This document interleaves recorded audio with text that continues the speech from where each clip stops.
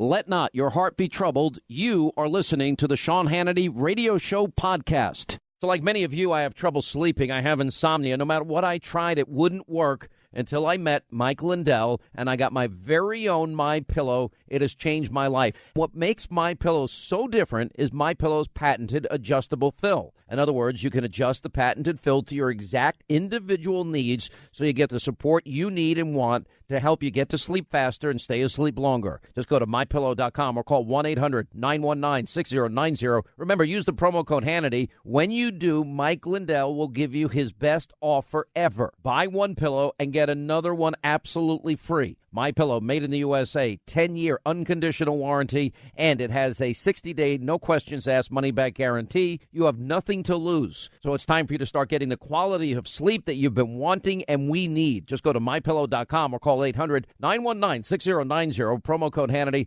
Take advantage of Mike's special 2-for-1 offer. MyPillow.com, promo code Hannity. All right, glad you're with us. 800-941-SEAN, toll-free telephone number. You want to be a part of this extravaganza. A lot of news, and it's all over the place. Charlie Rose now has been dropped from CBS, PBS, and Bloomberg as a result of the allegations against him. And, wow, I did you see what these women are? Who swims naked or takes a shower and walks around naked in front of strangers? It just is so bizarre, the behavior of some of these people. I don't. It's unbelievable. Anyway, we'll get to all of that. My printer is broken again. Every day it is broken. Can we get a new printer? I think it's time as we move forward.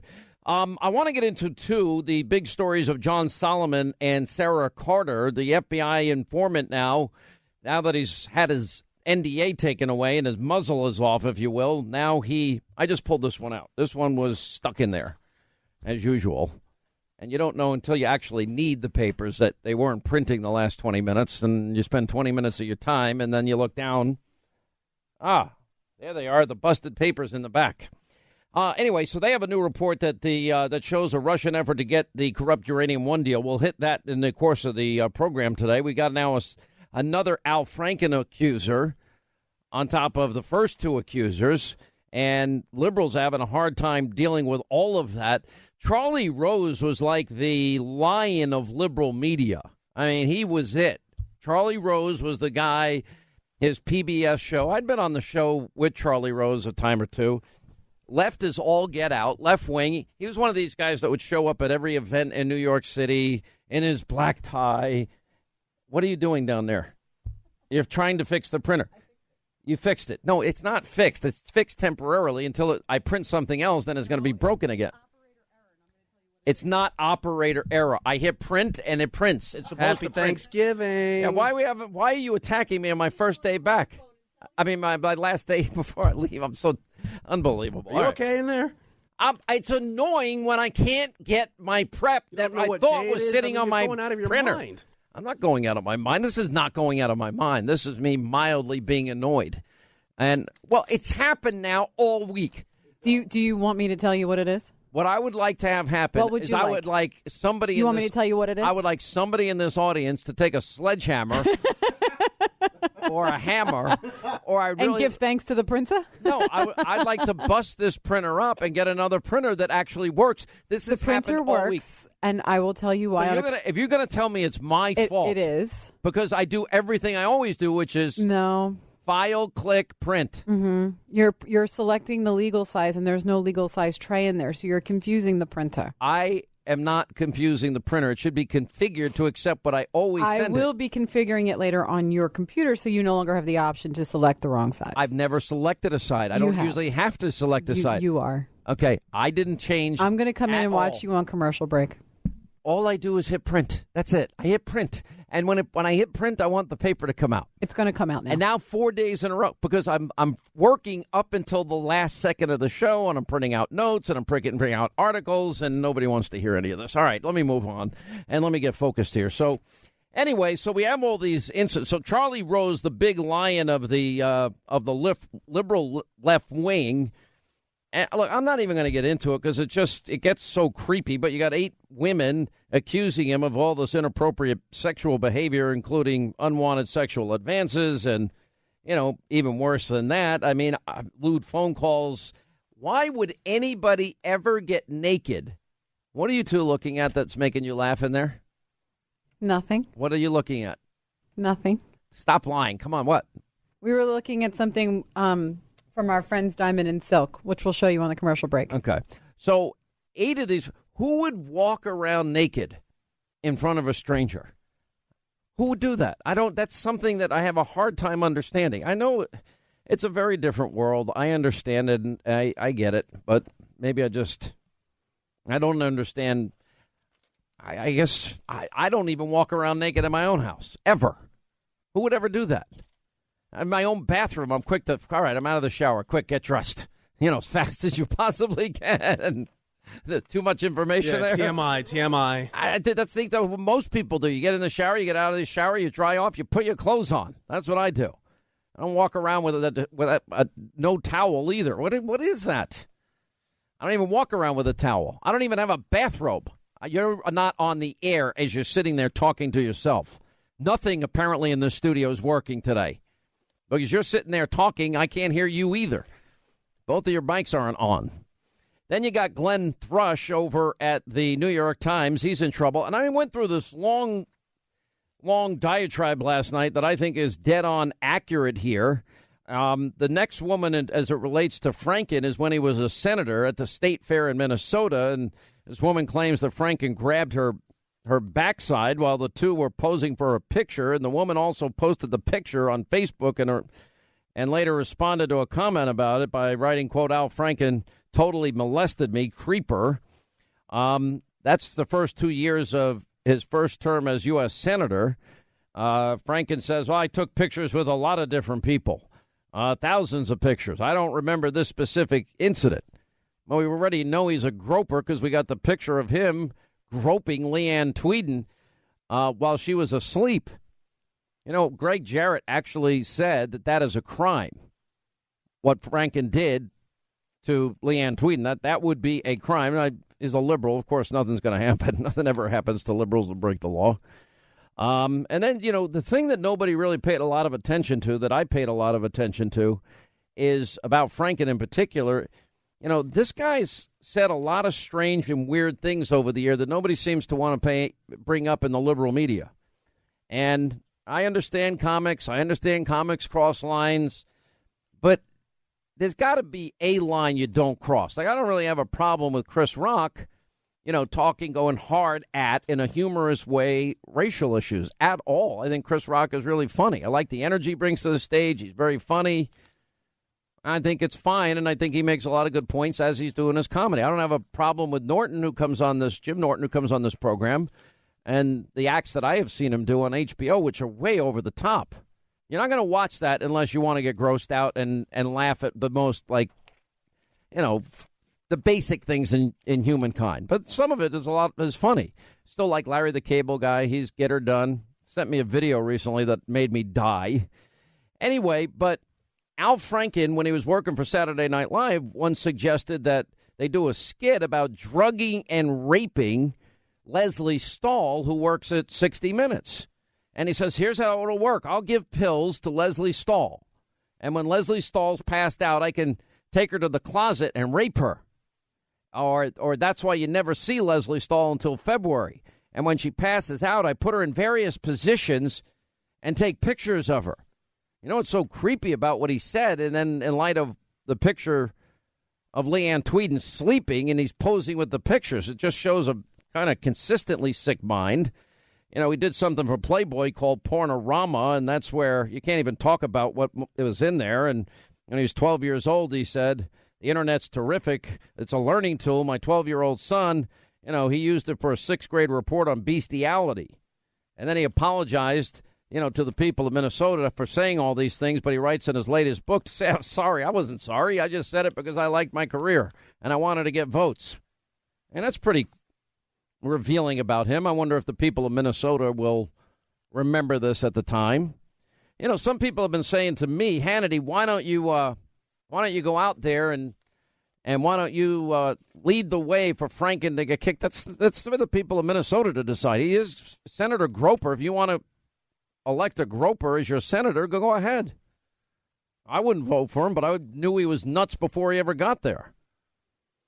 And, you know, the thing is all these years now have gone by, and there's been so many credible allegations. Problem for the Democrats in this, and it is political in this sense, is for 30 years the Democrats have defended the indefensible, and they have made the most obscene arguments about the Clintons. And there's been a systematic effort to slander every woman, every single woman that dared tell the truth about Bill Clinton, and even up through and including the 2016 election. Anyway, we got some other news we're going to get to here today. This is an interesting poll out today that a landslide majority of voters want a special prosecutor for Hillary. You know, for the longest time, I feel on this show and on Hannity on Fox that I've been the only person that has been pointing out real crimes that have been committed in a variety of ways. Real crimes on the email server scandal. The fact that they were mishandled to begin with is a felony. The fact that subpoenaed emails were destroyed is a felony. That also would be obstruction of justice. Top secret emails were also, we know because she put it on the secret server, we know that there were foreign intelligence agencies that got a hold of this information and put our national security at risk. Anyway, the latest Harvard Capps-Harris survey found that 61% of Americans say Clinton and the DNC, who jointly paid for the Russian dossier for this Russian lies, which the very thing Democrats were all angry about, that it should be investigated by a special counsel for their involvement. In addition, 65% of voters say there should be an investigation into the $145 million that the Clinton Foundation got from the people involved in the Uranium One deal. That's the Canadian firm that was sold to Russian investors. We have so much new information on that. I've yet to mention that John Conyers, the congressman from Michigan, he now has an allegation and apparently a payment that went out in his case. And anyway, he issued a strange denial in response to BuzzFeed's report, citing numerous sources who claimed he had harassed women who worked for him, including ordering several female employees to arrange for outside women to be delivered to him. He's not saying he didn't do it. What he is saying is he knows nothing about it. According to the Associated Press, Conyers, the longest-serving current member of the House, said he did not know anything about the claims against him. I guess that's one way out of it. It's interesting to watch this dance of the Democrats. Remember, Kirsten Gillibrand, the senator from New York, said that, Bill Clinton should have been ousted after the incident with Monica Lewinsky. She was asked directly whether Franken should step down, and she didn't answer, but she said she was really disturbed and very personally disappointed. I think the appropriate thing right now is to have an ethics investigation. That buys them time. That's why they want the investigation. Well, are we going to come out with a different conclusion about what he did to Leanne Tweeden? Because the evidence there, are you going to claim that must be photoshopped? Because the evidence is in. Now, then it brings up questions about he said, she said, and everything else that's going on. Some of this stuff is just downright creepy. Hey, you know how I love hearing great American success stories and sharing them all with you. Well, our favorite T-shirt, underwear, sock company, Tommy John, well, that's one of them. Now, Tom Patterson grew up in a small town in South Dakota. After college, he had a successful career. He was selling medical devices on the West Coast. But he quickly became fed up with the way his undershirt kept coming untucked. So despite having zero background in men's fashion whatsoever, Tom sketched up some designs for smarter undergarments. Now, starting out of his apartment and growing Tommy John to the globally recognized company it is today, well, Tom did the American dream. Now, of course, they're super soft. They're undershirts. Guess what? They never come untucked. Plus, all of Tommy John underwear is backed by the best pair you'll ever wear, guarantee, or it's free. Go to TommyJohn.com/Hannity for 20% off your first order. TommyJohn.com/Hannity. You get 20% off your first order. TommyJohn.com/Hannity, 20% off. That's TommyJohn.com/Hannity. All right, as we roll along, Sean Hannity Show. There is a Report out today, and I'll get to that in the next half hour, that Robert Mueller may have given up on proving Trump-Russia collusion. That's getting pretty interesting, although I'm sure nobody in the mainstream media that's been pushing their lies for over a year would ever even begin to cover that. That was an Investor's Business Daily. On a political side, we've got Mitch McConnell now is, according to the Daily Caller, viewing the Alabama Senate race as a lose-lose situation for Republicans, and he has essentially ready to forfeit the election. I think the people of Alabama will decide, not Senator Mitch McConnell. But anyway, he is apparently abandoned plans for a write-in campaign that would give Republican voters another option besides Roy Moore. And he also no longer is working to persuade the governor to postpone the special election. And even if Moore wins, McConnell still intends to remove him. Okay, that's interesting for the people of Alabama to hear, which means that unless the Senate votes on tax reform before December the 12th, that would be a modern-day miracle if they get anything done. The bill's passage will depend on a one-vote Republican Senate majority, and if the tax reform bill fails, the tax cuts fail, the GOP's control of Congress would then almost certainly vanish after the 2018 midterms, handing House Democrats, they'd have the power then to do what they've always wanted to do from day one, impeach the president. On what grounds? There are none, but they want to do it if they can. What have I been saying from the beginning? I've said there are 5 forces, I've been telling you all year, against this president. The deep state is against the president. And Democrats, obviously, against the president. There's nothing he will do that they'll support. And the same thing with Republicans. You got establishment Republicans hate this president. Even if he advocates the single issues that Ronald Reagan himself supports, they're not going to support him. And the same with Never Trumpers. And then, of course, the media doing their job every day. Anyway, the Daily Caller reports a write-in campaign supported by McConnell in the Alabama Senate race is not viable anymore, according to a source close to the majority leader's political operation. And McConnell and other establishment Republicans, like the National Republican Senatorial Committee and their chairman, Cory Gardner, have called on Republican Senate nominee Roy Moore to drop out of the race. Well, just as we were coming on the air, there was a press conference saying he's not getting out of that race. Anyway, the source talking to the Daily Caller said that there are currently only 2 options for McConnell in terms of seeing this transpire. Moore wins and the Senate expels him, or Democrat Doug Jones wins. And recent polling out has actually put Jones ahead of Moore. Although there was one poll that came out, I think, yesterday that had Moore ahead by a little bit. So I'll have to see what happens there.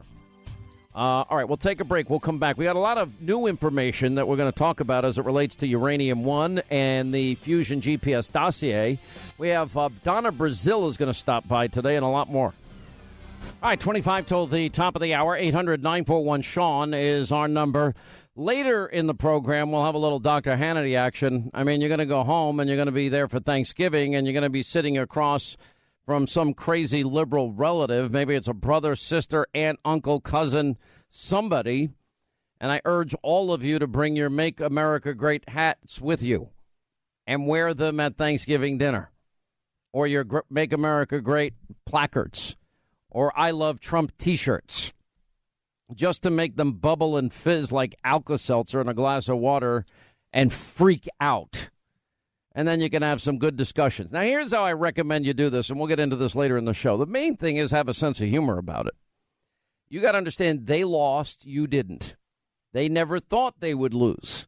Every time Donald Trump tweets one single itsy-bitsy thing, they freak out. They think this is the end times. Donald Trump is president. And you could just kindly, very gently point out to them things like, well, I'm very happy about the 1 million jobs that have been created since he's president, and the lowest number of people on food stamps in, 7 years, the best labor participation rate we've had in 17 years, best home ownership, home building starts in 30 years, and, just have a few little statistics at your ready. And then you can turn to them always and go on offense. Do you really think Barack Obama was a good president? What did he do? And just sit there and be ready to correct their lies, because that's what they're going to have. Barbara is in Charleston, South Carolina. 800-941-SEAN is our number. It's My Friday. What's going on, Barbara? How are you? Hi, Sean. I'm great. My husband and Larry and I really love your show.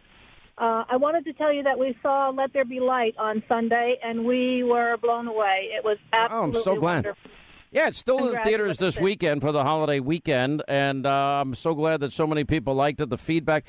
You know, I was told last night, I got to check the number, but I think it's the I think we've had 3 weekends now, and it's the 30th most successful faith-based movie in history. You know, like Passion of the Christ is number 1. Now, remember, we didn't have a studio. We were independent. We did this on our own, and so that's a pretty big accomplishment, thanks to all of you. Well, everyone should see it. It's wonderful. They really should. Yeah, I'm so glad. And did you cry? Did a lot of people in the theater cry? Gosh, of course. Laughed and cried. It was really wonderful. Well, I promised an emotional roller coaster, so I'm glad it worked out that way. Although, you know, listen, I have a question for you. Sure. Who has the list of all of the names of the people that we have spent up to, I think now, $17 million covering their butt from these sexual harassment allegations? Those are taxpayer dollars for settlements. Yeah, that's what we paid. Well, who's got the list? They haven't released it yet, but we're going to get it. I mean, it's going to come out. Well, I know if anybody can get it, you can, Sean, and we're waiting for it. We truly are. Yeah, I think we have a right to see it, and if they want to, pay out, then let them pay out of their own pockets. That's their business, right? Exactly. Why do we have to pay? We should all be reimbursed. We should all be reimbursed. 100%, every penny. I agree. All right, thank you. 800-941-SEAN is our number. Let's add a Vinny is in Long Island, the all-new AM 710 WOR, the talk of New York, New Jersey, Long Island. What's up, Vinny? Hey, Sean, what's going on? Hey, just a quick question. I saw this article about Loretta Lynch the other day, and she wants her testimony locked up forever, which I thought was ridiculous. I mean, even the Kennedy assassination wasn't locked up forever. But, I mean, why is it so hard to prosecute these people, Sean? Well, remember Lois Lerner. She wants the same thing for her. I mean, we know now that the Tea Party groups were targeted specifically. Right. And so here we are years later. It's 2017. This happened in 2010. And they purposely locked up these organizations and prevented them from growing into what they wanted to be. And that all helped Barack Obama in his run for a second term. And now all of a sudden we get an apology. A lot of good that is. I just don't understand. You have the House, you have the Senate, the executive branch, and now the judicial branch, and you can't what's his name, Jeff Sessions, and you can't prosecute or at least investigate any of these people. It doesn't make sense to me. Listen, I think the most corrupt person who's now in the most trouble is Hillary Clinton. Hillary Clinton is in a whole heap of trouble. If my sources are correct, and what I know is coming out in the days and weeks ahead, between now and the new year, Hillary Clinton is in a lot of trouble. What this FBI informant is going to tell us is mind-numbing, and how everything has to now come out. There's not going to be any avoidance of this, because he was inside of Putin's network, the network that was bribing, the network involved in extortion and money laundering and kickbacks and racketeering.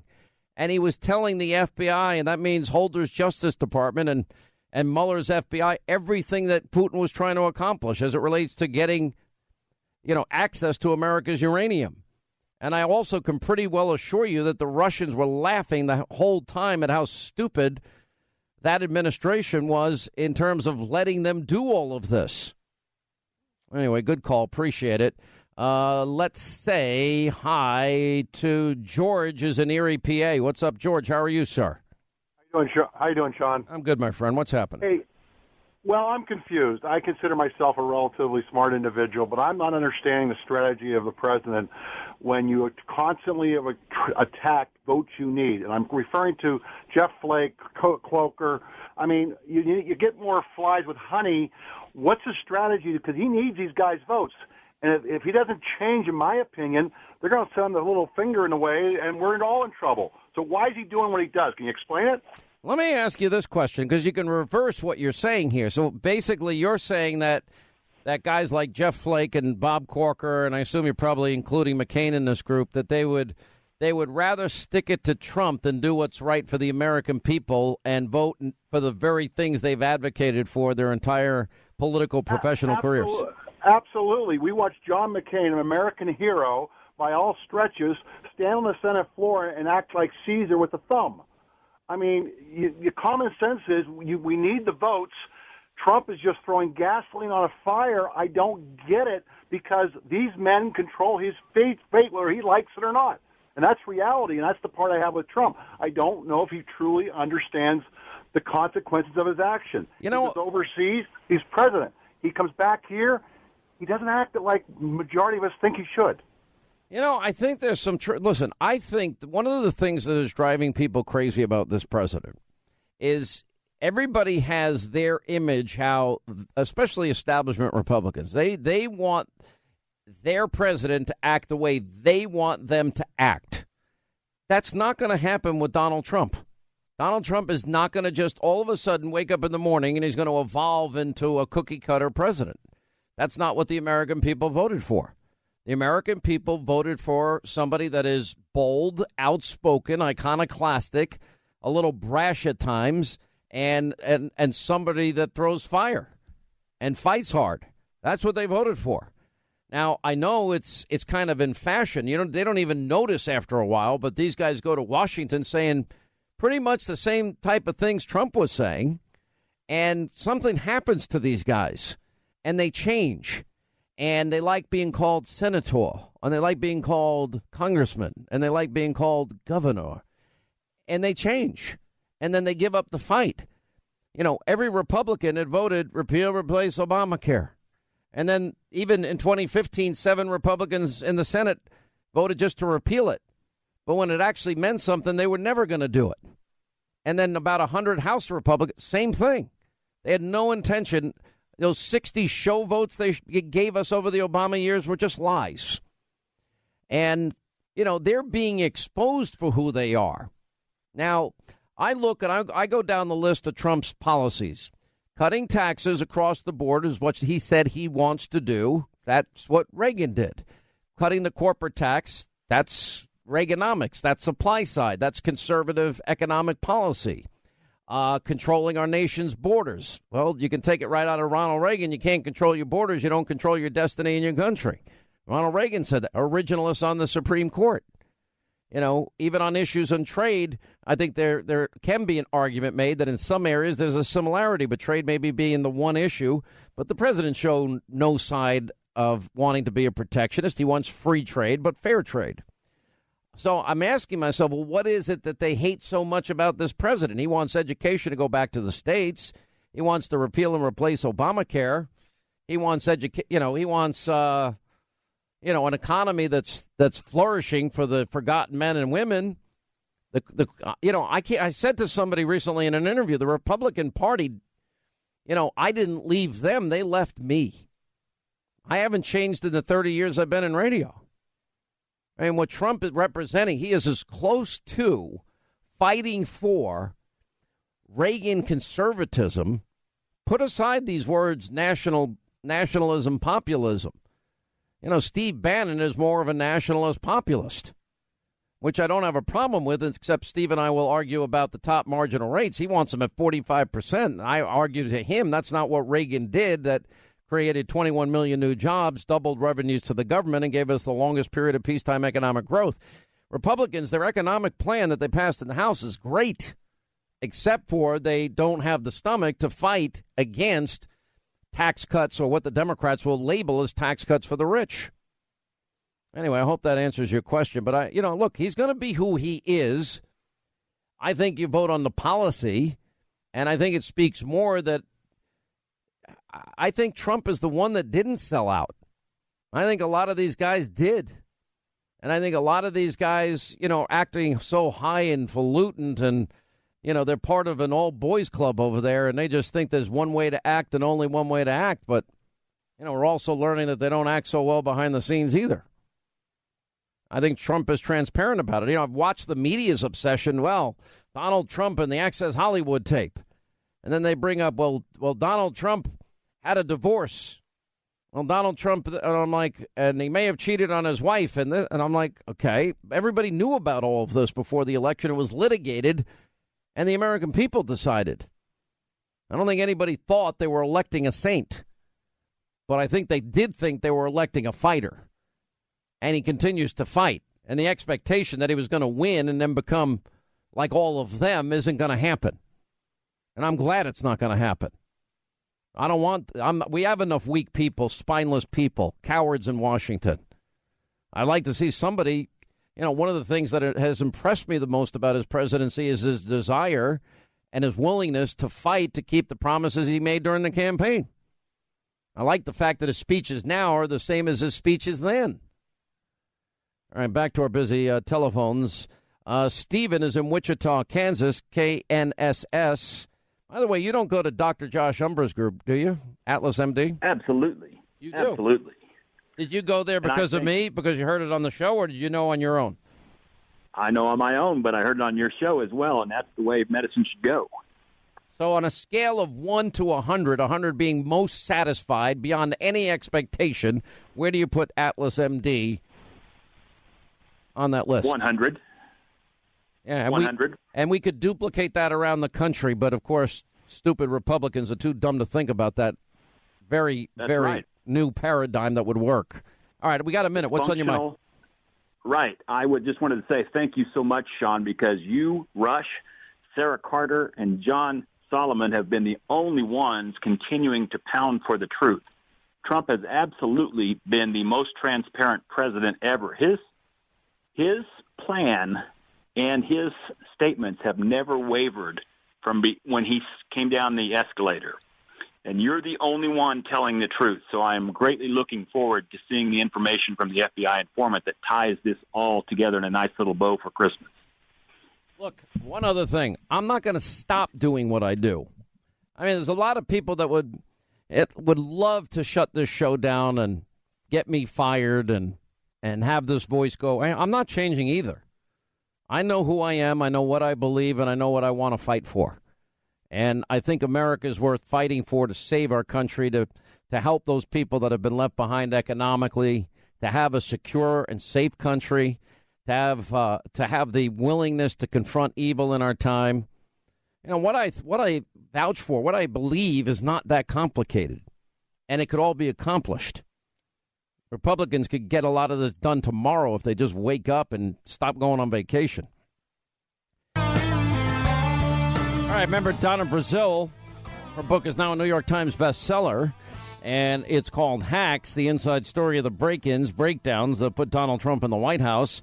The most interesting part of this, facet of this, I think, is her allegation that Hillary Clinton literally rigged the primary election, although Democrats, I feel, have kind of pushed her back off a little bit. We'll ask her about it. Dr. Hannity's in the house tonight.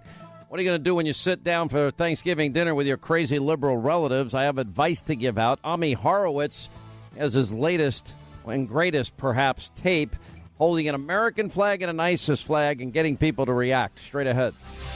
Look, when people have heard this, they think that it means that the primary and the election was rigged and that it certainly wasn't fair to Bernie Sanders. What's your response? Well, Allison, first of all, thanks for the opportunity to talk about all this. And I just want to start by saying, as a campaign, we were incredibly grateful to Donna Brazile for stepping up and taking the reins at the DNC during a very difficult time. And all of us, who know Donna, consider her a colleague and a friend.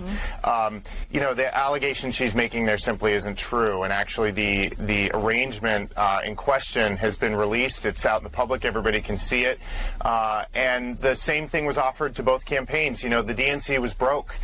They couldn't meet payroll. They were going to have to stop transferring money to state parties for their grassroots organizing efforts. It was a very bad situation, and both the Sanders campaign and the Clinton campaign signed agreements with the DNC. The difference was Hillary Clinton actually raised money into that, and both campaigns were told if you raise money in, you'll have some say over how it's spent to prepare for the general election. Right, and things at the DNC were really bad. We had to put some guardrails in place. Nobody cares. Nobody cares? Let's listen to Donna Brazile. One more time. Nobody cares. On this week. Nobody cares about what Donna Brazile has said in a book. You don't think anybody cares about her story? Nobody cares. You know what they care about? They care about beating Donald Trump tomorrow. They care about beating Ed Gillespie. The DNC had a bad couple of weeks. Donna Brazile wrote a book. I know she's a longtime colleague of yours. And she sort of, in her book, made this comment that your campaign, through an agreement, had too much influence to maybe at the detriment of the Sanders campaign. She sort of walked back those comments now. Yeah. What was your reaction to that? I didn't know what she was referring to because, as has now come out, that just wasn't the case. But the current DNC leadership really invested heavily in Virginia and New Jersey and other places. And I called the current chairman, Tom Perez, to congratulate him because he didn't get knocked off course. He didn't get overwhelmed by other narratives and stories coming at him. He said, okay, our job is to knock on doors, make phone calls, and turn out voters. And you know what? They did. And that's part of the reason we won. All right, that was in part reaction to the New York Times bestselling book Hacks, the inside story of break-ins, breakdowns that put Donald Trump in the White House. Former DNC chair Donna Brazile is with us. Well, you pissed off a lot of people with this book. You think it's the first time I've made people upset by telling my story? I'm excited that so many people are reading the book for themselves to learn the lessons of 2016. I've worked in the party my entire life fighting for justice, equality, diversity, fairness. And you may not know this, but I took the party chair job for no pay. The Democratic Party was in a mess when I took over. And when you have an open wound, the only way to heal it is to talk about what happened and to fix it. And that's why I wrote the book. If you ignore a wound, it will fester into something worse. I'm trying to fix it and get us in a place where we can become a strong party again that will be prepared to win in 2018. God help us. I mean, that would be the worst thing that could ever happen. But come on. Don't you like a little diversity? Too much Republicans are not much fun. Look what's going on Capitol Listen, Hill I'm more critical of Republicans, Donna, than I am of Democrats. They're a bunch of spineless, gutless, visionless cowards, and they're a shadow of the party that was Ronald Reagan's at one point. Let me, this whole issue, I want you to go through. You made a promise to Bernie Sanders. And I did. Donald Trump, people like him and people like myself, just looking at how the superdelegate system was all set up. Donald Trump said it was rigged in Hillary's favor. I said it. I believed it. And you confirmed it. And I want you to walk through the process by which you made a promise to Bernie Sanders that you were going to investigate this. And you walk us through the day that you made that phone call in September before the election. And you said, yeah, it was. Well, Sean, Mr. Trump may not know this, but when I became Al Gore's campaign manager back in 2000, I stepped down as the co-chair of the Rules and Bylaws Committee. When you're in a position of leadership within the party and you take a position to support one candidate over another, the best thing is to step aside, which I did. And in 2016, it's true, and Hillary Clinton is absolutely right. The DNC was in a debt in large part because we heavily invested in down-ballot races during the midterm of 2014, plus the debt from the Obama campaign, which he did help to pay back. But the primary was not rigged. What I said in the book was that in exchange for bailing out the party, which was broke, the Clinton campaign would get control over certain decisions and aspects of the DNC that made it difficult, if not impossible, for me to do my job. It was unethical, but it was not rigged, and I stand by that. But you said you actually used the word rigged. Of course, because I promised Bernie that I would go department by department and do a forensic test to find out what happened. Look, the D.C. primary was not set by the DNC. It was set by the D.C. government working with the D.C. and Republican state parties. And so when you say the primary process was rigged, let's be clear. Hillary Clinton had more votes than Donald Trump. No. In the primary process, more votes than Bernie Sanders. She won more delegates, pledged as well as unpledged. And while the Democratic Party has a superdelegate, an unpledged system for elected officials and party activists, the Republicans have winner take all. Is that rigged? I think that what we're doing now and what Chairman Perez is going to do is to take a look at the process by which we ran our 2016 contest and to make changes, make recommendations and changes for 2020 and beyond. We've known each other many years. We've never agreed on a whole lot politically, but honestly, I mean, we've always been cordial and friendly with each other. I don't wish, I know you believe what you believe. I mean, and that to me is more important than these phony people that'll say anything. I can deal with the fact you're straight up, you're an honest person. We've actually, we've had a very cordial relationship. Personally, I'm very fond of you. But I think, but it sounds to me, Donna, like you're right. Very clearly, you called Bernie. You didn't want to make the call. You lit candles. You said prayers because you had to make the call because you knew it was rigged. To me, that was, and the way you described it is it's rigged. And when you say rigged, that means that there was with this special arrangement with Hillary that the fix was in. That's what it is. No, Sean. I mean, I don't know if you worked on presidential campaigns, but delegate selection. I've followed him my whole adult life, 30 years in radio. 23 years at Fox. And let me tell you, I have 11 presidential cycles, 21 in the midterms. I've been around since the age of 9 in American politics. And while I am a Democrat, I'm an American first, and I love to make sure that these races are run in such a way that everybody have a right to vote. What I saw in 2016 made me very uncomfortable, and that's why I fought to ensure the integrity of the Democratic National Committee. But what I also saw was the interference and the meddling by a foreign country that also made it difficult for me to do my job. So if we're going to put everything on the table, I got to put all of that on the table. Let's put it all on the table. Let me read what you say about that. You say, we were hacked by the Russians, and I want to talk about what this means for our democracy. Now, there's, two issues surrounding that. Number one, there's been no evidence of exact evidence, and don't tell me 17 agencies because that's just not true. But number two, now we find out that Hillary Clinton and her control of the DNC paid for Russian lies and Russian propaganda through Fusion GPS, and the same attorney they funneled this money through, over $10 million. And that was to misinform the American people. That was to lie to the American people. That was to propagandize them before an election. What's the difference? Well, two things. There's plenty of evidence that we found. Well, tell me what it is. The FBI notified us. But you wait. The FBI. Hang on. The FBI wouldn't. The DNC wouldn't give the FBI their computers to look at it. The DNC hired a firm with the former number who one of their chief operating officers was the former number 3 at the FBI. Why wouldn't you give them to the FBI? We brought in experts. The reason why we could not hand them the physical computer or the system is because it was the brain of our entire operation. Had we handed that over, Sean, we would have been out of business for sure.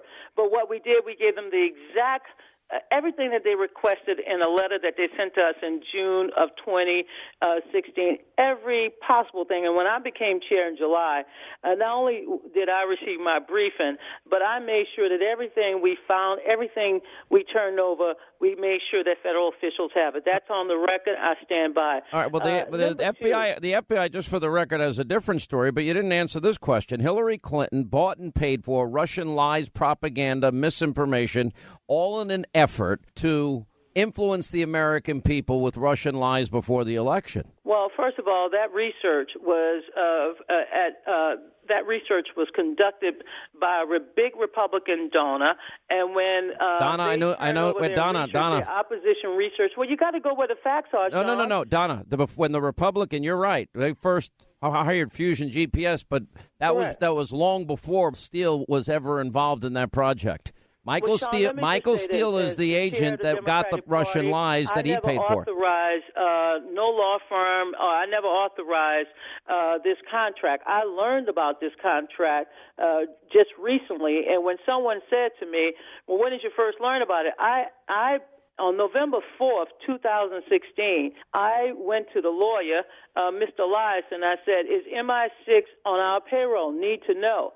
He called me and said, "You don't need to know." I had no idea. Just like last year when your former colleague Megyn Kelly came after me with a 2x4 about the paid protesters, I didn't know. I didn't control the resources, Sean. That's what the No. And I heard, and by the way, I heard you loud and clear, and that was wrong because you have a job to do, and you can't do it if literally they're controlling all the money. We got to take a break. More with Donna Brazile. Her new book, Hacks, the inside story of the break-ins, breakdowns that put Donald Trump in the White House. All right, as we continue, Donna Brazile is our guest. Her book is called Hacks, the inside story of break-ins and breakdowns that put Donald Trump in the White House. The bottom line is this is now an irrefutable fact, is that Hillary Clinton and her control of the DNC, I'm going to take your word for it that you didn't have nothing to do with it. Well, I was they bought and paid for. National Committee in April of 2016. I was an officer, and I didn't even know about the addendum to the joint fundraising agreement. So in other words, Hillary... And that's why I wrote this book. I wrote this book because I want to make sure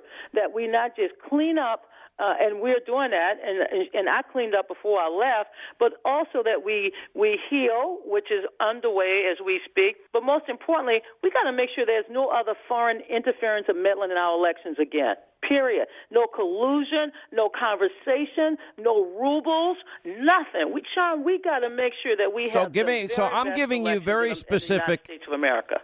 So Fusion GPS hiring Michael Steele. That was the Democrats that hired Steele. That was not the Republicans that had hired Fusion GPS. You know, I don't have a copy of the contract, and the person you should No. But let me ask my question. Explain the opposition research budget. What we know, or someone from Perkins. This is what we I can't speak for them, and I can't speak to what. But you're worried. I'm not running away from it. I don't have any evidence. You're really good, Donna. Hang on. No filibusters. We were hacked by the Russians, and I'm saying to you that the Democratic candidate's Hillary Clinton's campaign, $10 million through the campaign and their control of DNC finances, which I believe you had no control over, because now that we know the deal that you exposed in the book, so now you put two and two together.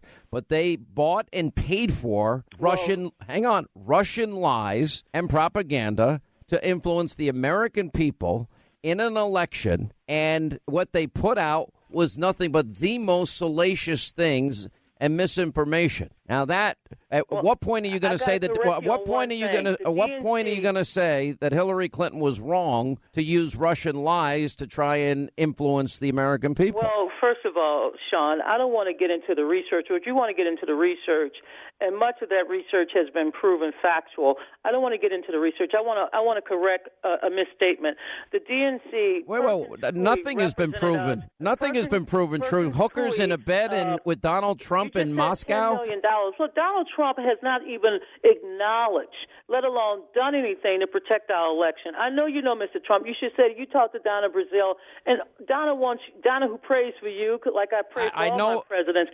Clean up our election system, Mr. President. Make sure that no foreign government meddles in our election, try to hack into our voting system, and try to destroy one political party. I'll do that. When are you going to tell? When are you going to tell Hillary Clinton that she shouldn't have paid for Russian lies about hookers at the Ritz-Carlton urinating on a bed? See, you're reading the dossier. That she paid for. I didn't read the dossier. She paid for the dossier. I heard about it, but I haven't read it. But the DNC did not pay Perkins Coie $10 million for. No, but they did pay. They did pay some money. The DNC. Perkins Coie represented all of our legal activities. All right, but Hillary Clinton paid. Hillary Clinton paid for it. We had to sue to keep election. Hang on a second. Hillary Clinton paid for the Russian lies. About putting out $10 million because that's not factually correct. Hillary Clinton's campaign paid for the Russian lies. Donna Brazile was the chair of the Democratic Party. I was not the quote-unquote campaign manager. Well, you told me to send a message to Trump, and I'm saying you can send a message to Hillary. Stop hiring Russian liars to influence our elections. And stop meeting with Russian officials through Facebook and Google to undermine our democracy and discredit the candidate, Hillary Clinton. Man. I mean, there's a lot of stuff we need to clean up, Sean. We shouldn't just throw stones. We got to clean this up. We got to make sure that the North Koreans and I agree. others don't Is there take this one bit and of use it against us next year, Sean? That's what my book Give me the evidence. is all about. All right, hold on. We got to take a break. More with Donna Brazile. Her new book, Hacks, the inside story of the break-ins, breakdowns that put Donald Trump in the White House. All right, as we continue with Donna Brazile, author of the book Hacks, the inside story of the break-ins, breakdowns that put Donald Trump in the White House. Give me any evidence you have of any law that was broken as it relates to the Trump campaign and Russian collusion. Well, let me just say this. If it was up to me, I would have sued the Trump campaign, Putin, and everybody else for the kind of hacking, what they did to steal emails, what they did to weaponize them, discredit our candidate, and try to break into our election systems. Someone needs to go to jail for that, Sean, and we need a lawsuit. Look, Sean, you and I both love our country. We love our democracy. That's why I went to Mr. Priebus last year and say, help us. Let us all do this together, because next year it could be the Republicans who are coming under attack. And you know what I would say to the Republicans? But you're saying, Donna, I love you, but you're saying these things, and I'm asking you a very specific question. We've had a year's worth of investigation into Trump-Russia collusion about laws that are broken. Can you cite any example that proves any law was broken by anybody?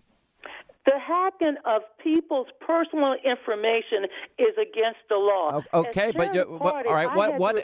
Listen, I am the only one in America. You're talking to the only person, Donna. Corrupted and stolen. Donna, that is a violation of state law. Federal laws were also Donna, broken. you're not listening. When you think about the rubles, I mean, you're not supposed to allow foreign money to get into our election. Tell Hillary Clinton that. That goes all the way back to the Chinese and selling out the Lincoln bedroom. But here's my most important question. You've never interviewed Julian Assange. I have. I've interviewed Julian Assange, and I've talked to other sources. Julian Assange is the one guy in America, whether you like him or hate him, it doesn't matter. Julian Assange has been consistent and clear. And for the record, WikiLeaks has never been wrong in 11 years of all the information they have published.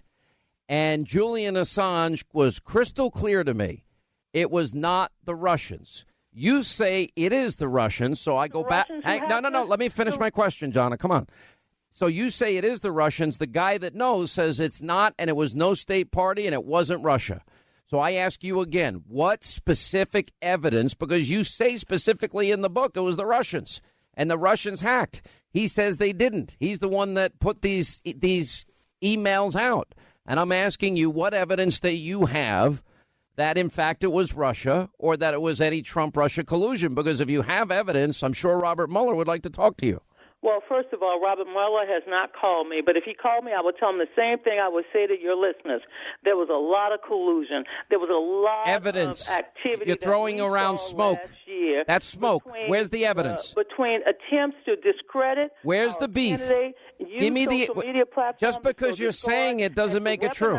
People personal information that they hacked and stolen.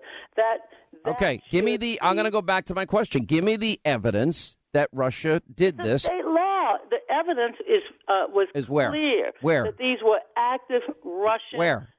Who said? Agents and bots and trolls. APT 28, 29, Cozy Bear, Fancy Bear. These were all to Panda the Bear Russian government to discredit and sow discord within our democracy. Okay, but you still, and this is the problem, and I've explained this to my audience. We don't know it's a problem. Hang on, I'm going to make my statement. I'll let you make yours. Here's the problem. We've now had even Dianne Feinstein 2 weeks ago said there's no evidence of Trump-Russia collusion, 2 weeks ago. And I know that Hillary said that was a lie when she said 17 government agents. It wasn't true. What we do know is the one guy that would know says it is absolutely, positively, he has said it to me numerous times on radio and on TV that it wasn't Russia. Now, we do know that one side, and that would be Hillary's side, and I'm taking you out of this, that she bought and paid for what we now know to be Russian lies, misinformation and disinformation for the very purpose of influencing an election. You're upset about Russia's influence in any election at all. Donald Trump never paid anybody in Russia, ever paid anybody to get Russian information. And therefore, when I asked for evidence and you can't provide it, it's the very thing the Democrats seem to be saying Republicans did, the Democrats did. Said on July 27th, Rush, if you're listening to me, clearly they had a back channel through his son. Why don't you wait for all of the evidence to come out, Sean, and then you can conclude. I've been waiting a year. In 2016, I've been waiting a year. There. Show it to me. Hacked, and I wasn't hacked by Casper the Friendly Ghost. So, look, if we're finished talking about my book, Hacks, can we talk about what's on your menu for Thanksgiving? Yeah, we can talk about that in a second. Let me play for you all of these people up to and including last 2 Sundays ago, Dianne Feinstein, that say there's smoke, there's smoke, there's smoke, there's smoke. We've been hearing it for a year. Plenty of smoke, no fire, as it relates to the topic we're talking about. But Mr. Clapper then went on to say that, to his knowledge, there was no evidence of collusion between members of the Trump campaign and the Russians. We did not conclude any evidence in our report. And when I say our report, that is the NSA, FBI, and CIA, with my office, the Director of National Intelligence, that had any reflection of collusion between the members of the Trump campaign and the Russians. There was no evidence of that in our report. Was Mr. Clapper wrong when he said that? I think he's right about characterizing the report, which you all have read.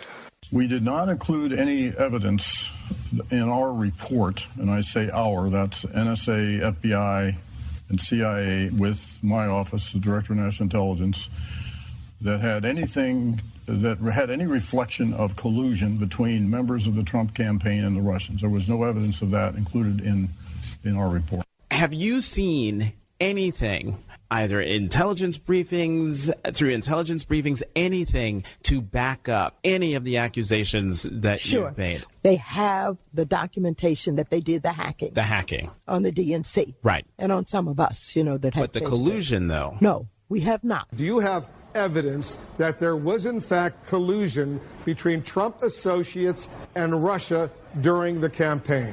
Not at this time. Have you seen anything that suggests any collusion between the Russians and the Trump campaign? Well, there's an awful lot of smoke there, let's put it that way. People that might have said they were involved, to what extent they were involved, to what extent the president might have known about these people or whatever. There's nothing there from that standpoint that we have seen directly linking our president to any of that. Did evidence exist of collusion, coordination, conspiracy between the Trump campaign and Russian state actors at the time you learned of 2016 efforts? I don't know whether or not such collusion, that's your term, such collusion existed. I don't know. Feinstein, Clapper, Comey, Brennan, Manchin, and I can go on for another hour. And I can go on for 2. If the Trump campaign isn't guilty, why do they keep lying about their communications regarding Russia? Oh, nobody lied about it. Official who hasn't been caught lying about his or her communications or dealing with Russia during the campaign, including Secretary of Commerce Wilbur Ross, Attorney General Jeff Sessions, Foreign Policy Advisors Carter Page, George Papadopoulos, Donald Trump Jr., and Michael Flynn. Look, we need to get to the bottom of it, Sean. And when the investigations are over, I would hope that you would bring me back on this show, because once they conclude their investigation, I would love to hear the conclusion, and then you and I can have another conversation. Okay, but my only argument back to you is we do have evidence that there was collusion with Russia, and that is the hiring of Fusion GPS, the hiring of Christopher Steele, and Russian lies that he paid for that was used by the Clinton campaign to basically influence the American people, lie to them, propagandize them in the lead up to the election. So we do know there was collusion. That's collusion. I don't look. Is that collusion? Whoa! No, is that collusion? You got to answer that. Is that collusion? Dossier. I didn't, Sean. You're asking me to disprove a negative that I had not involved in. Opposition research. Just because you're not involved in it doesn't mean you don't read a newspaper. There's nothing unethical or illegal about opposition research. Oh, so it's okay if Donald Trump had business. So if Donald Trump, if Donald Trump hired somebody to get phony information from Russia on Hillary Clinton, you're talking about Donald Trump saying publicly, "Oh, if you have the emails, the 33,000 that she acid washed and bleach bit, and if you have them, release them, that would be the truth." But Hillary paid for lies, salacious lies. Sean, that's okay though. Jared Kushner didn't turn over Russia-related communications to the Senate Judiciary Committee, include emails about a backdoor Russian overture, as well as emails with Sergey Millian. So if that's the case, he'd be in jail. There's not so much out there. It's been a year, and the only evidence we have is Hillary's campaign paid for Russian lies. I don't understand why you're not upset about that. The Republicans there was a big Republican donor who got this dossier started, and this opposition research, rather than going into the trash can, it kept a new life. It was recycled, and yes, Fusion GPS. All right, let me ask this question. Perkins Coie to conduct it. I don't know anything else Let me move about on. That, We're talking too much. dossier. All right, quick break. More with Donna Brazile on the other side of this, and your calls coming up. How do you deal with your crazy, let's see, Barack Obama, Hillary Clinton, Occupy Wall Street, Antifa relatives at the Thanksgiving Day table? All right, as we continue with Donna Brazile, author of the book Hacks, the inside story of the break-ins, breakdowns that put Donald Trump in the White House. All right, your candidate, Hillary Clinton, was asked to, had all her emails subpoenaed. Remember, she went to the mom-and-pop shop bathroom closet, and she had her emails in that was stored there, which was, I think, mishandling and a crime in and of itself. But putting that aside, when they were subpoenaed by Congress, she decided on her own to delete 33,000 of them. And then she used acid wash and bleach bit to clean up the servers. And after that, she had employees break a numerous number of devices, BlackBerries with hammers and iPhones with hammers, etc. Do you think that is unethical and obstruction? And shouldn't somebody, if Donna Brazile is asked to hand over, if your emails are subpoenaed, would you delete them? Would you acid wash them? Would you bleach bit them? Would you break your devices? Smear campaign, Sean. Sean, I came on this show to talk about my book. You want to relitigate Hillary Clinton emails. Hillary Clinton has been as open about her emails as any American. We know more about Hillary Clinton life from the release of her emails. She said it was a mistake to use a private server. She has apologized about that. And if you want to relitigate her emails, I would suggest that you contact her office. Hey, Donna, you've been in Democratic politics for 33 years, as you said. Longer than that, since the age of 9. And I'm so you've been. So I'm just asking because this is in many ways your book.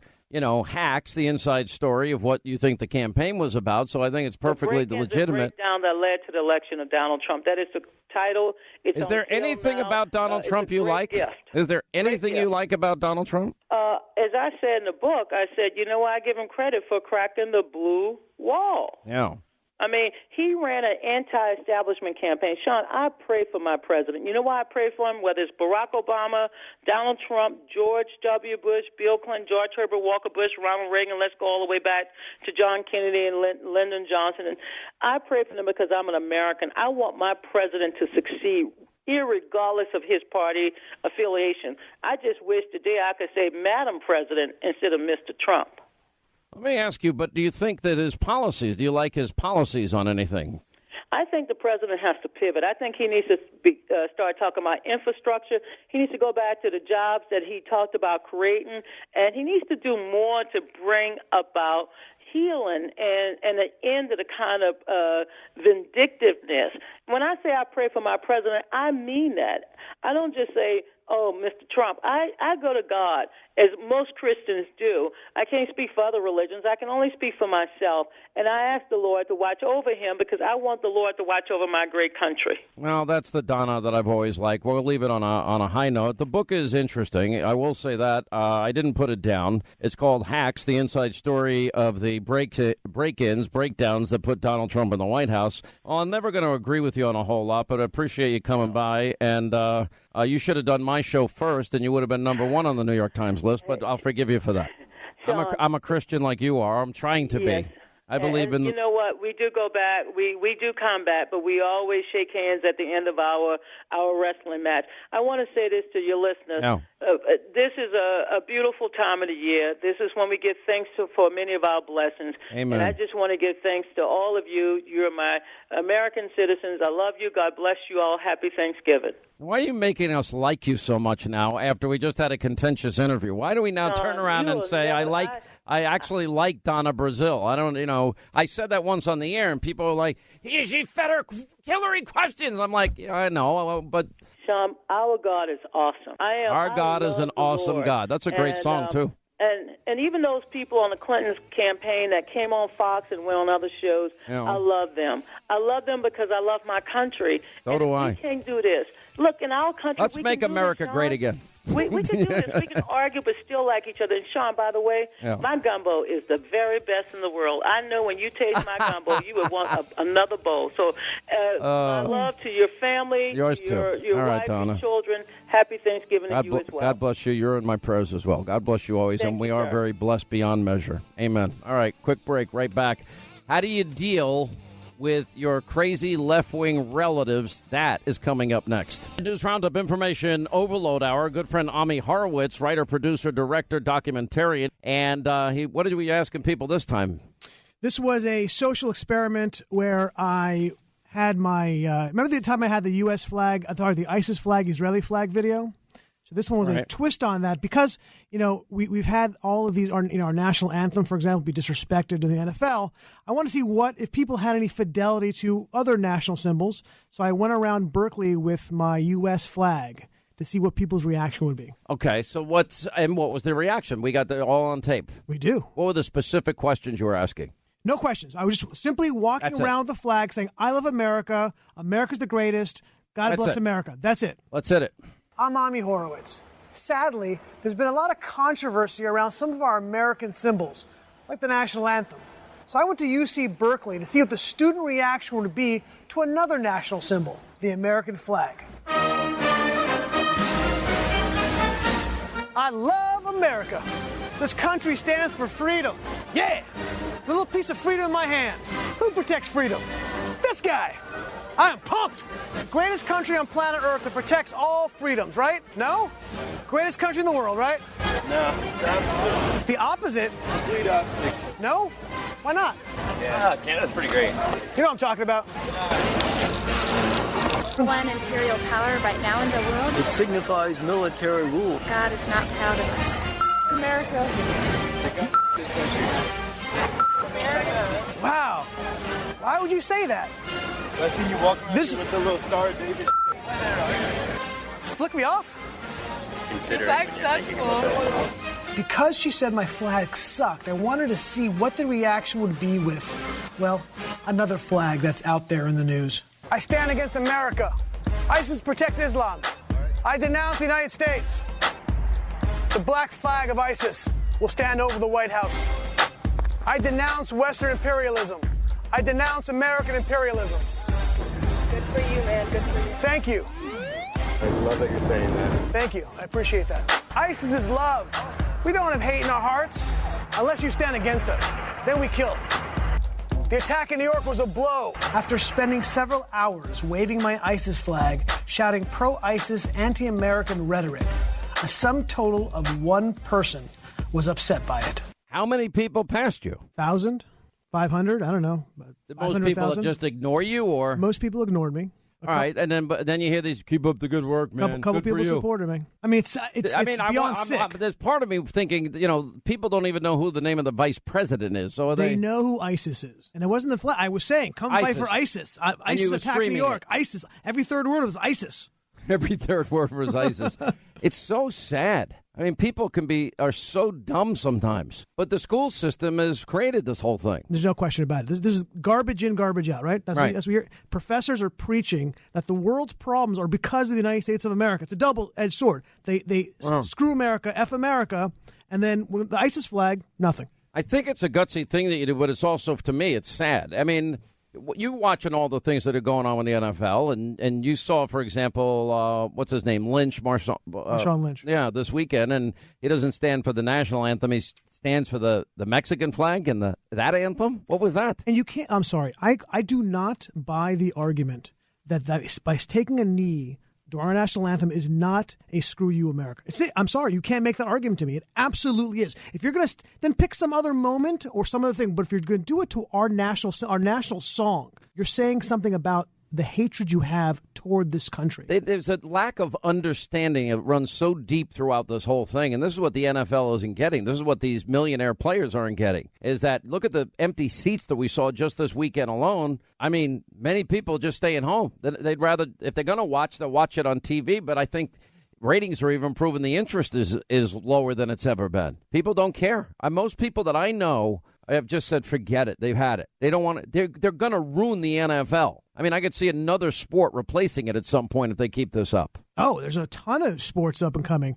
But they have this. A friend of mine yesterday was trying to make the case that it's going to be rugby. Rugby's a good. Yeah, I don't think so. I don't think so. Yeah, listen, the NFL can turn it around. There's no question about it. 100%. And I noticed that they are trying to at least create images. I noticed that, Terry Bradshaw and his team on Fox, they had battleships behind them. And I noticed that they went out of their way. They don't show the players kneeling now on TV, right, but they showed Tom Brady on Veterans Day shaking the hands of, obviously Tom Brady is probably the biggest NFL star today, but they saw him shaking hands with some vets that day, which I thought was the right thing to do, and that's how I always perceived the NFL. Oh, look how Jerry Jones handled it. I think he handled it exactly the way he's supposed to handle it. Nobody's going to take any on my team. End of story. End of story. You work for me. Why is there so much hostility with Jerry Jones now? And I guess there's a back and forth going between him, the NFL, and Robert Kraft of the Patriots. What's going on? Well, that's a lot of inside football, as they say. But I think at the end of the day, he's looking at the guy who runs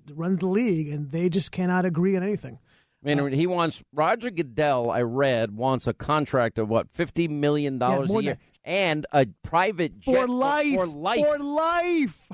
If it lives to 100, that's 50 years. Who does he think he is, Sean Hannity? All right. Come on. Ass. You're such a wise ass. But the reality, no one gets a jet for life. If you want one, buy your own. If they're paying you $50 million, you can go out and buy your own. I think Jerry Jones' major beef is that it seems like Goodell thinks he runs Jerry Jones saying this is a collective. Who owns this league? It's the owners, not you. You're a manager for us. But wait a minute. Why is the NFL that has all types of restrictions on freedom of speech? You can't, after a touchdown, you can't taunt other players. You can't curse at a ref on the field. You can't, you can't even fake bow and arrow a shot into the crowd because the no fun league. The no fun league. You can't do specific dances and moves or twerking in the end zone. No gyrations. No gyrations.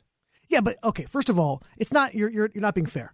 It's the word because every workplace has those kind of rules. You can't walk into an office building in a bikini. But they could obviously have just said from the beginning, no taking a knee for the anthem. Yes, no. Oh, that's what you're getting at. Is why? Yeah, of course they could. Because there's all sorts of free Actually, speech. Technically in the bylaws, it does say you have to stand for the national. That's correct. And put your helmet in your left hand, stand at attention, be out there at the start of the anthem. And don't move and shut up. All they had to do was enforce the rules. But the problem is, Sean, is that they're held hostage. The last thing in the world they ever want to be accused of is racism. They're so scared of it. So you're saying because the number of black Americans that are in the league, they're afraid that if they say that, then they're going to be viewed as racist. That's correct. That's what they're thinking is. Look, if Donald Trump says anything negative, listen, Donald Trump loves to say negative things about a lot of people, white, black, women. Well, I mean, if he says something negative about a black person, all of a sudden it becomes a race issue. Did you see what happened? Do you have the audio of this father? I mean, you had these three kids. LeVar Ball. Yeah, LeVar Ball. His son plays for UCLA. While Trump was over in China, these kids get arrested for stealing, some designer sunglasses or whatever. 3 different stores, by the way. Okay, they got caught. And in China, it's like the old commercials in the U.S. You get busted over there, you're in for the hassle of your life. They could spend years in jail. Trump goes directly to the Chinese president and says, hey, can you let these guys out? He lets them out. And I've confirmed that story with multiple sources of the White House. Immediately, the president of China did what the president wanted, which I thought was a gracious act on his part. And then when the kids get back, they thank the president, and then here's the father. All right, Mr. Ball, let's take one step back, because you seem to have doubts about what the president did. You said you were talking to people. No, I don't have no doubts about what he did. I got doubts of what he didn't do. How's that? You have doubts not about what he did, but what he didn't do. I'm going to tell you this. If I'm coming to get you Yes. If I'm coming to get you, let's say I'm coming to get you out of trouble. If I'm coming to get you out of trouble, you best believe I'm going to take you with me. So if I come over here and say, excuse me, sir, whoever, can you do something for this kid or this person and allow me to take them with me? That's if I'm doing something for somebody. All right, so I'm not going to come over there. Let's just get right to it. So let's be a little lenient on it, but I'm out of here. All right, is what you're saying that because the President of the United States didn't bring the boys home with him, he therefore didn't do enough? Or do you think he really didn't do anything? I didn't say nothing about him. I didn't say nothing about him. I know, but you're kind of like talking about him without saying his name. I'm just trying to clear up the confusion. I'm coming back home and I'm just saying anything. There ain't no confusion. There's a lot of confusion. It's just somebody asked me a question and I gave us a lot of confusion to you. It's a lot of confusion to me. It is. That's why I needed you on. Do you think the president Why is it confusing? Because I don't understand what you're saying. I am concerned. Did you think that the president helped the boys get out? That's because you have to listen very slowly, carefully. I'm trying. Did he help the boys get out? I don't know. Why do you doubt it? I don't know. If I was going to thank somebody, I'd probably thank President Xi. President Xi. I thank him. He's in China. He's the head of True. The president in China. True. And the president of the United States said somebody that you can make a should suggestion. Somebody can make a suggestion, and somebody could do something. You got people that make suggestions. You got people that do things. I just don't understand your skepticism about it. Hey, why don't you be a little lenient? What is the skepticism about? Why are we even talking about this with all these political matters going on in the world? I listen to that and I'm thinking, if it was my kid and the president intervened and got him out of a very difficult position where he might have been facing jail time, here's my words to the president: sir, thank you very much, and I promise you I'll deal with this at home. Of course. But not only did he not deal with it at home, he publicly excused the behavior of his son. He downplayed what his son did. This wasn't on the clip he showed, but before that, he downplayed what his son did. But again, the point I want to make on this whole LeVar Ball issue is that when the president criticized LeVar Ball, just because he's black, everybody at CNN, MSNBC was saying, this is racist. This is racist. Just because he's criticizing a black person. The man is an equal opportunity insulter. Right? White, black, 100%. Women, doesn't make a difference. Listen, what these kids did was stupid. Of course. That's it. The president intervening was the right thing for the president to do. All the father needed to say was thank you. And that's it. Move on. Move on. Move on. And it was all over. And they didn't get in trouble. And they could have spent time in jail. So at the bottom of this half hour, we're going to take calls from people that have to deal with crazy relatives over Thanksgiving. Oh, you can identify with this? Oh, I can definitely identify with that. Really? What happens in your house? Well, okay, first of all, I love my... No, I don't want to... I want to be very clear. Hang on. No, I'm going to hold it over. Okay. But... that was a tease. Is it they that call bad? that in business, a tease. Is it that bad? I will let you know after the break. How bad is it? On a scale of 1 to 10? It was a high 9s. Ooh, I love that. That might transcend turkey wings and stuffing and sweet potato pie. All right. Anyway, we'll continue with Ami Horowitz. At the bottom of this half hour, we'll take your calls. As we continue, Ami Horowitz is with us. At the bottom of this half hour, Dr. Hannity's back. What do you do if you have your Obama, Hillary-loving, Trump-hating relatives this Thursday at Thanksgiving? I'll offer some insight and advice. So what's going on at your house? You said it's really bad at Thanksgiving. What happened? So, okay, again, I want to make sure I set this up by saying I love my family very, very much. Left wing, right wing. By the way, that is such BS. You're just saying that. All right, so I have a number of stories, but I'll tell you the Thanksgiving story. So there's one Thanksgiving a couple years back where my wife and kids for some reason had to go somewhere and I couldn't for a business reason. I ended up being in New York by myself on Thanksgiving. So I went to my cousin's in-laws. Okay, so we go to their house. And by the way, when you stay, there was your first mistake. If you get a day free alone and you could just sit there, order pizza and stuff your face and Thanksgiving, drink Coors. Family, that was so I thought. I would have.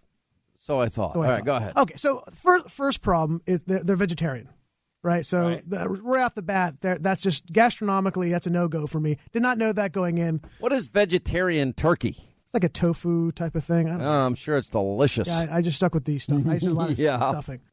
Anyway, so we're sitting down there, and my in-laws, my cousin's in-laws are very, very leftist. They're New York leftists, and they have a lot of their leftist friends come over. And before we even got to dinner, we're just kind of sitting around having a discussion.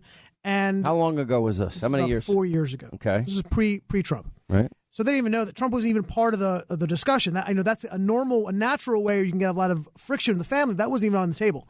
So we started talking about American foreign policy, and they're going on and on about how horrible America is. And I decided to defend what we did in Vietnam.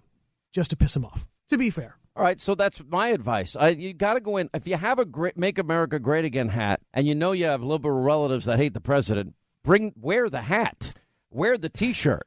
See, but by the way, you and I are sick in that way. I think most people listening, and definitely the people on the other side of this window here, I don't think they're quite as aggressive as you or I. That's not aggressive. I'm just not going to take your crap because I know it. Listen, there have been many times, not many, but a number of times I've been out with my family, right? And somebody, they'll know, oh, that's Hannity from Fox, that's Hannity on the radio, and they just start in. And I'll just watch. And then there's going to come a point I'm going to start firing back. Well, how long do you wait? Not long. Right, exactly. Not long. Come on, it's like 20 seconds. It's actually my daughter sees it coming, and this is what she'll do. She'll act like she breathe in and out, and I'm like, no. Or if it's my daughter, she'll be kicking me. Don't do it, Dad. Don't do it, Dad. And boom. You mean, and I'll say, for example, but you got to have one-liners. It'll be like something like, oh, isn't it great? America's becoming great again. Just whatever you say, it doesn't matter if they agree or disagree. Obama lost, put 13 million more Americans on food stamps, 8 million more in poverty. Aren't you glad Trump reversed that? Just say, I'm for the travel ban. Just do that. That'll do it. That'll do it. Oh, I'm for building the wall. That's right. Yeah, and letting Mexico pay for it. That's all you need. All right, Ami Horowitz, good luck to you. And, of course, finish your story. Oh, okay. So anyway, we're sitting around defending Vietnam, and the friends stand up, they start yelling at me, screaming at me. They're red-faced. Who are you? You're sick. You're a sick person. And my in-laws, my cousin's in-laws tried to calm them down, which was nice. We then moved over to dinner. Within 30 seconds, the table, including my cousin, would call me racist, disgusting, and told me to get out of their house. On Thanksgiving, they threw you out of the house. Out of the house on Thanksgiving. What did you say that was racist? Any desert. I think I was talking about at the time the voter ID laws. I was for voter ID laws. That is automatically makes you a racist. By the way, if you go to the DNC convention, you need a ID, picture ID. Of course. Ami Horowitz, thanks for being with us. We appreciate it. 800-941-SEAN is our number.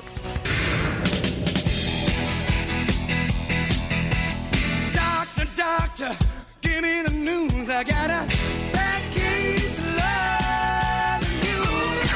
In Midtown Manhattan, the doctor is in. That's right, Dr. Hannity's ready to help you with your relationships, your politics, anything you want to talk about. 1-800-941-7326. Dr. Sean Hannity is open for business right now.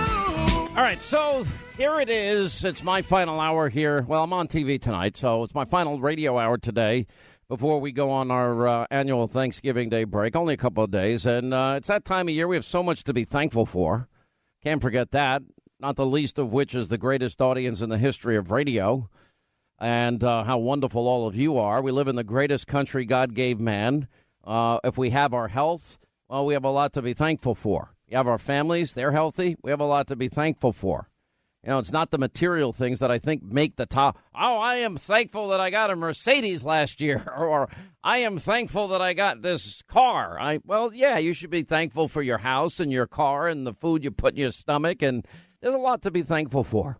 A lot of evil in this world. For the vast majority of us, we get to pursue our dreams. We get to work hard. We get to think of the conveniences that didn't exist for past generations. We take cell phones and computers all for granted. We take our homes for granted. You take, what if you had to build your own home? Everybody had to build their own. You provide goods and services that people want, need, and desire. And you pay them for goods and services that you want, need, and desire. It's a perfect system. The harder you work, the better you're going to do. Anyway, with that said, we're more divided than we've ever been before. I don't think there's any doubt about that. And that's been unfolding way before this election and, frankly, way before this past year and way before the last election year. And we've had 8 divisive years before that. And the Bush years were pretty divisive as well. So you're going to find yourself in a situation, maybe Thursday, some of you, where there's crazy Aunt M, Auntie M. And crazy Auntie M is a big socialist. And crazy Auntie M isn't going to like the fact that you're wearing your Make America Great Again hat or T-shirt. To be a joke. I cannot believe this is happening. I'm literally about to kill myself, and I'm not kidding. You better fix this right now. And then there's going to be... I need an ambulance. Crazy Uncle Joe is going to show up, and Crazy Uncle Joe, he's going to have a problem as well. How do you deal with your crazy left-wing relatives that are upset, like they like fake news CNN? Maybe it's one of the 100 people in the country or one of the 200 that like MSNBC. How do you deal with them when the topic gets to politics? Anyway, that's what I'm here for. I'm going to offer advice. How do you deal with your crazy left-wing, Occupy Wall Street, Antifa, Hillary Bernie-loving relatives that hate your views, hate Donald Trump? It's that simple. Robin is in Oklahoma. How are you, Robin? I'm fine, Mr. Hannity. Thank you for taking my call. All right. Who are you going to meet this year that's going to drive you nuts? Well, I do have my daughter and my son-in-law that's going to be coming over. Yeah.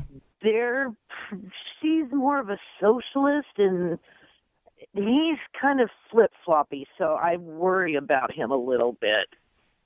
And last year got really, really weird here at my house during Thanksgiving to the point where it completely stressed me out. I did not have fun. Yeah. And my question to you is, when my family comes over, should I tell them straight to their face, hey, look, no talking politics. This is the one day that I don't want to talk about it at all? Or should I post a note on my front door saying the exact same thing and seeing if that works?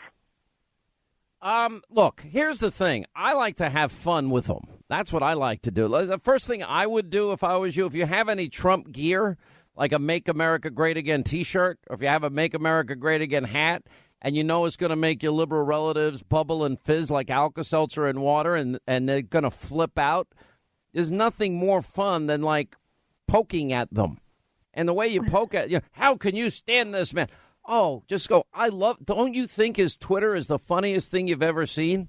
Don't you love yeah. And then you go, don't you think it's great that, we have the best economy that we've had in 17 years? Don't you think it's great that 1 million jobs have been created since he's been president?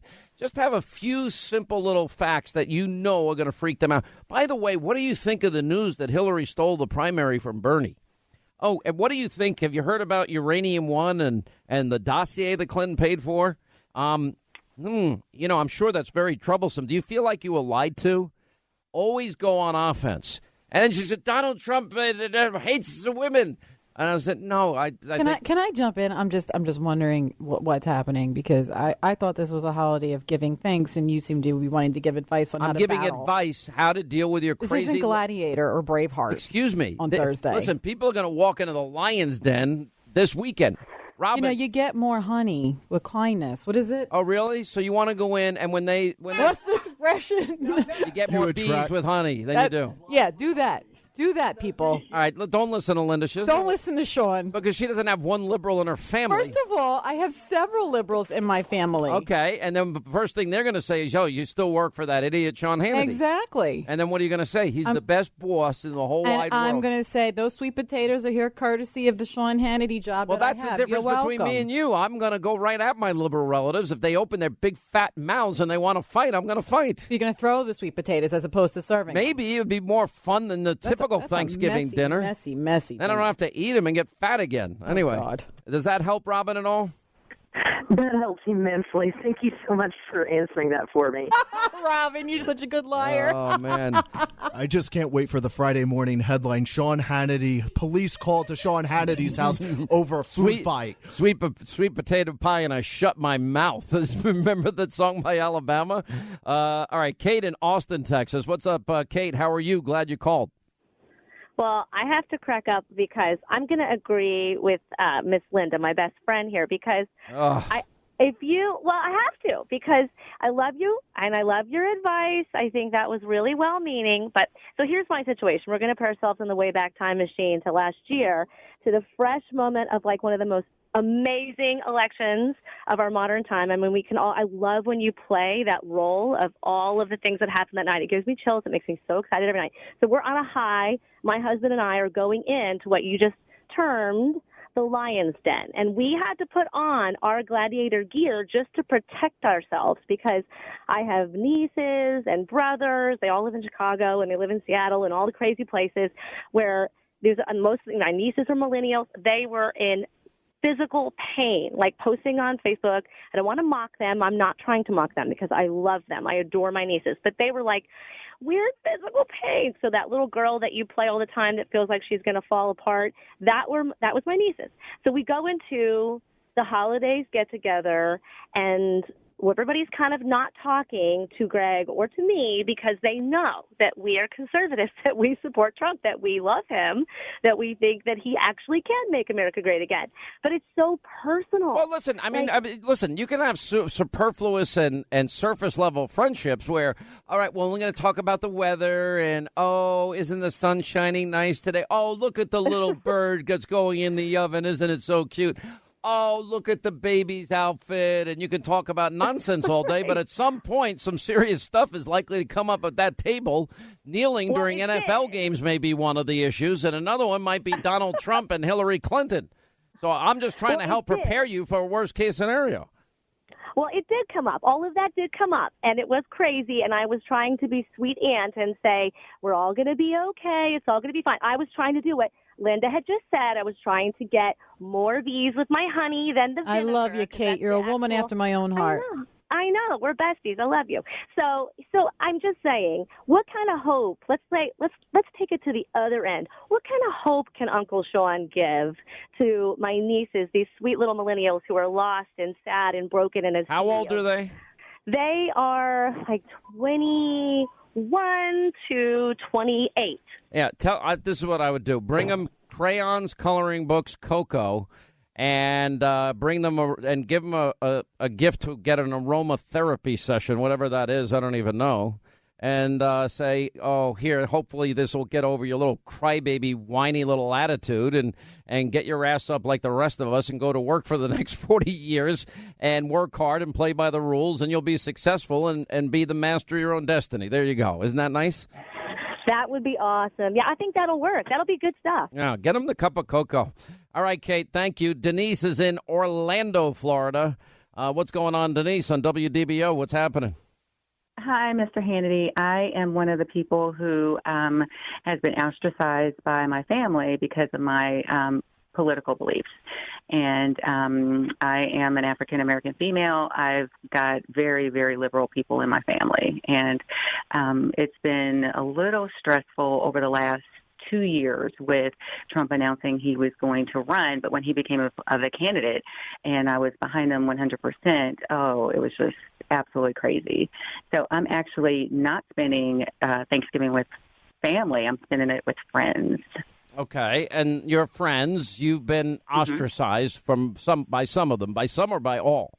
By pretty much my whole family. All right, so your whole family. So, I mean, it's so bad you're not even going to your family. You'd rather stay with your friends.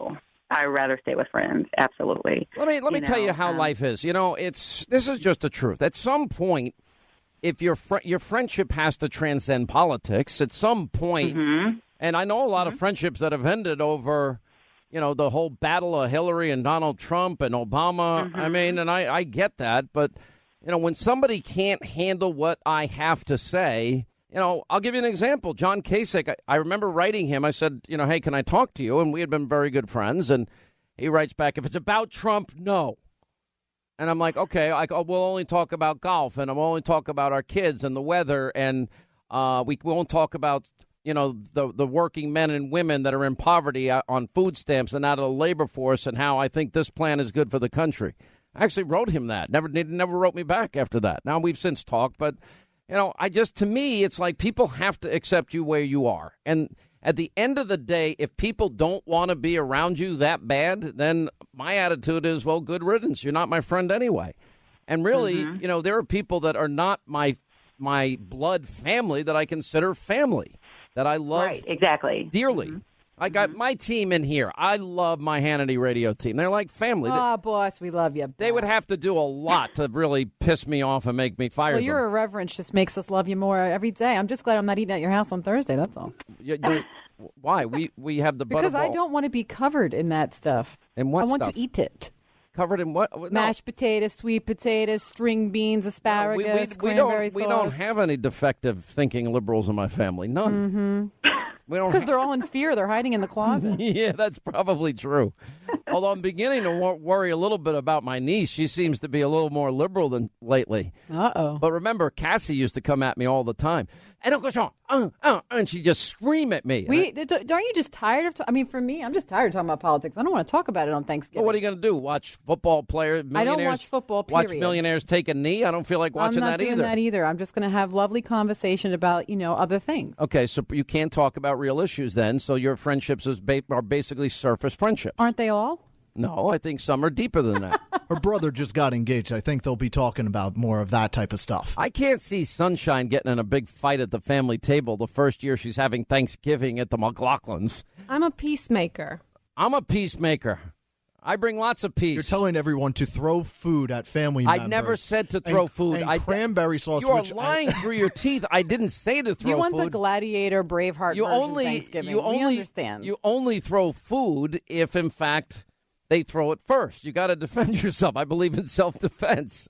It's a counter throw of food. Yeah, but remember, if somebody hits me, my rule is hit them back 10 times harder. So if they throw one spoonful of potatoes at you, you throw 10 at them. That's the way it works. All right, Denise, I want you to have a blessed Thanksgiving. Be thankful for the people that do love and respect you for who you are. I'm sorry about your family, but your real friends will love you for the person that you really are. I mean, that's what real friendship is. Big time. AJ, Houston, Texas. What's going on, baby? Big time, Sean Hannity. Happy Thanksgiving. Happy Thanksgiving to you all and everybody at the studio and all that. I ain't backing down because Trump is kicking butt and taking names, and, boy, they just mad because we won. I agree with you. All right, but I got to go. I want to wish you a very special Thanksgiving to a really important part of the program, our good friend, big time AJ, Houston, Texas. All right, Hannity tonight, the latest on Uranium One. Why is this father, one of the UCLA basketball players, so angry at Trump when Trump saved his son from a lot of trouble in China? Newt Gingrich, Larry Elder, Geraldo Rivera, Monica Crowley, Sarah Carter, Greg Jarrett, and more. 9 Eastern, Hannity, set your DVR. Yes, we are in tonight. And have a great Thanksgiving weekend. That's it for me for this week on radio. Jonathan Gilliman tomorrow. We'll see you tonight on Hannity, on Fox at 9. Have a great weekend. Good luck with your liberal relatives. We'll talk about it when I get back.